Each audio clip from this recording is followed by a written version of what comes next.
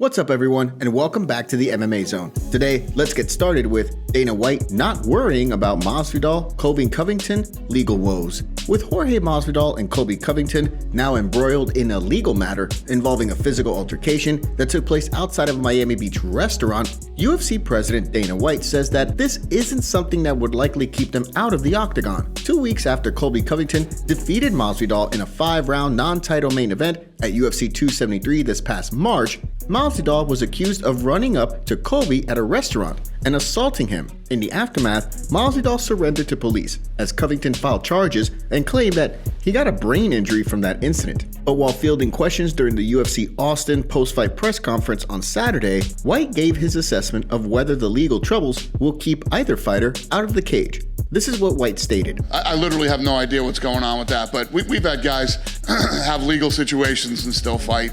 I don't think that'll stop them from fighting. White is likely referring to the 2018 bus attack by Conor McGregor, who threw a dolly at a fighter's bus that had Khabib Nurmagomedov in it, as the two were involved in a heated feud that led to their lightweight title fight. He ultimately pleaded no contest to a count of disorderly conduct and was ordered to perform 5 days of community service and attend anger management classes. In 2015, John Jones was involved in a hit-and-run incident and was suspended by the Ultimate Fighting Championship and stripped of his lightweight title, but he later returned, regained his title, and is now moving up to heavyweight. Masvidal says he wants to fight later this year, despite his legal case. Meanwhile, if Colby fights, it would make people, and likely the court, to question his claims that he suffered a brain injury from the physical altercation in late May. But what do you think? Do you agree with Dana White here, or not?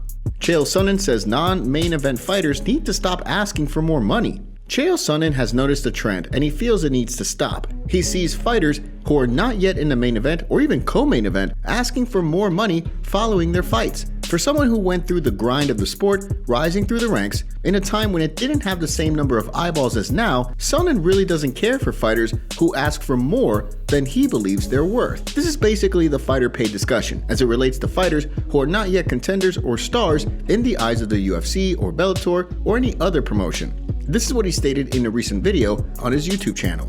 If you're at co-main events, please stop. Please. Don't tell us what a draw you are if you didn't outdraw the people on the card that you were just on. If you are not the last one to leave the locker room that you're assigned to, we cannot make believe that you're in command of more money. The fighter community seems split on the idea of fighter pay. Some believe that other fighters aren't doing enough to market themselves and set up opportunities outside of the promotions, while others feel that the pay structure needs to change to make sure fighters can get increased pay, at least in line with some other sports. Either way, what do you think about Sonnen's comments here? Don't forget to take a second to hit that like button and subscribe to the MMA Zone to stay up to date on all of the latest fight news. Dana White says ship has sailed on Joe Lauzon versus Cowboy Cerrone. 2 times and it's out of here. The Cowboy Cerrone-Joe Lauzon fight that was set to take place back at UFC 274 had been postponed on account of Cerrone withdrawing due to an illness he suffered the day of the fight. It was to be a scrap of the long-time UFC veterans and Lauzon's first fight since 2019. The fight was later rescheduled for UFC Austin this past Saturday to serve as the co-main event for the Calvin Kattar-Josh Emmett matchup. However, just after weighing in, Lauzon withdrew from the fight after suffering from a knee injury. He explained in an Instagram video that his knee had locked up, something he had dealt with for years, but this time, just a day before the fight was set to take place, it didn't straighten out and he couldn't put any weight on the leg or even stand. With this fight now scrapped at the last moment, again, UFC President Dana White says that it's unlikely they will rebook this fight again in the future. This is what he stated when he was asked this question by reporters during the UFC Austin post-fight press conference. Probably not. That thing's getting like Tony and Khabib. No, I will not book that fight again. While both fighters are at the tail end of their careers, fighting each other, 2 longtime veterans scrapping in there for one last co-main event would have been really exciting. However, it's unclear if and when Lauzon will be able to compete. Meanwhile, Cowboy, who is on a 5-fight losing streak, has mentioned retiring in the not too distant future. Still, what do you make of White saying that this fight will not be rebooked? Petr Yan tells Henry Cejudo to back up his trash talk and call out a former champ.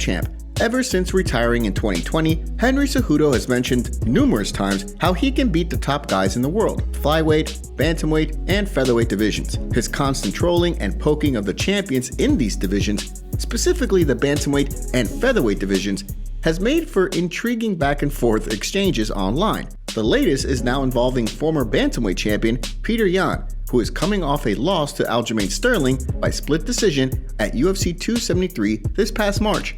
He's calling out Cejudo to back up all of the trash talk that he's been spewing for nearly 2 years now. Case in point, Yan posted a photoshopped image of him and Cejudo in a face-off with a caption that stated, "Hey Henry Cejudo, you talked a lot when you were retired, now it's time to back it up." This started an online exchange between the two.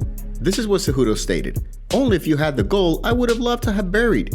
You should go back to Dagestan and learn more wrestling because you got out-wrestled by Division 3 All-American. That wouldn't be smart of you taking an Olympic champ after that loss. I'm after gold, ho.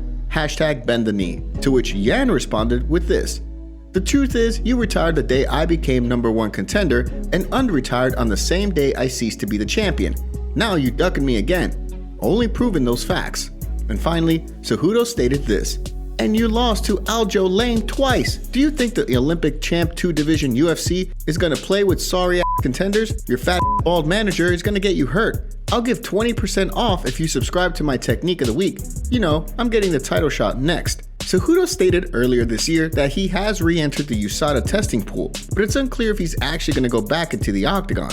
Cejudo has stated that, in order to return, he would need to be paid what he felt he deserved. Meanwhile, Yan doesn't have any fights lined up at the moment, but it's likely that he'll fight sometime by the end of the year, though an opponent is unclear at the moment. What do you think of this whole exchange between Petr Yan and Henry Cejudo? Ooh, that's the one interesting fight that I would like to see if Khabib came back in the division. It would be Charles. It's everyone else. I think Khabib kind of mauls. I think Charles is the only one that can really give Khabib problems, and who knows, maybe that's why Khabib stepped away. Maybe he saw, I don't want that guy, so who knows. But yeah, that's one fight that I'd be interested in seeing Khabib come back for, is Charles Oliveira. Be a massive fight. Ronda Rousey answers, which is easier, UFC or WWE? Ronda Rousey has been out of the UFC about 7 years at this point, but she was, at one time, the biggest thing in the sport of MMA. She not only had an incredible run as champion of the UFC Women's Bantamweight division, she also racked up a 12-0 record, up until she met Holly Holm in 2016. She was eventually knocked out by Amanda Nunes a year later, and then signed a full-time contract with the WWE to move into professional wrestling. Rousey is now the SmackDown Women's Champion and even won the Women's Royal Rumble in her 5 years in the industry. She's had over 50 matches for the WWE. That's why, in a recent appearance on the Kurt Angle show, Rousey was asked, which is easier, MMA or pro wrestling? And Rousey said, it's not even close, that pro wrestling is much easier. This is what she said. Yeah, it's much more difficult doing actual competition than staged competition, which I absolutely love.